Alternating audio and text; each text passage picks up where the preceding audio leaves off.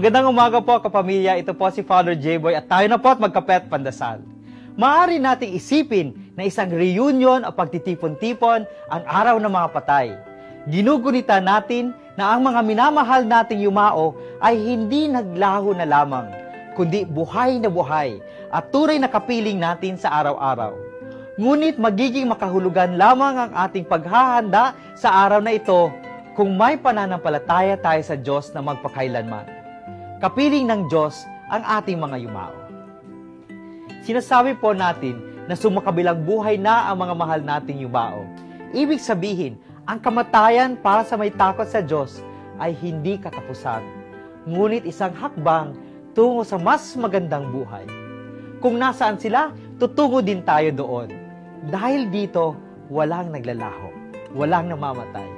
Kaya tunay na hindi napaparam ang ating pag-ibig. Dahil kahit yumao na ang ating sinisinta, natatanggap pa rin nila ang ating pagtatangi. Nang yumao ang aking ama, hindi naglaho ang pag-ibig ng aking ina sa kanya. Dumadalaw pa rin ang aking ina sa puntod ng aking itay, dahil alam niya na maaari pa rin niyang itong kausapin. Sa kabilang dako, nararamdaman pa rin namin ang tindi ng pagmamahal ng yumao naming ama.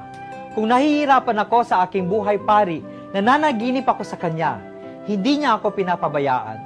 Kaya ang pagdalaw natin sa libingan ay isang pagpapahalaga sa buhay. Sa iisang Diyos, ang buhay at ang sumakabilang buhay ay hindi nagkakahiwalay. Tinutulungan pa rin tayo ng mga yumao at tinutulungan din natin sila sa pamamagitan ng ating mga dasal. Sa araw na ito, naway alalahanin natin ang ating mga lumisan na sa mundong ito, lalong-lalo na ang mga kaluluwang walang nagdadasal para sa kanila. Magandang umaga po.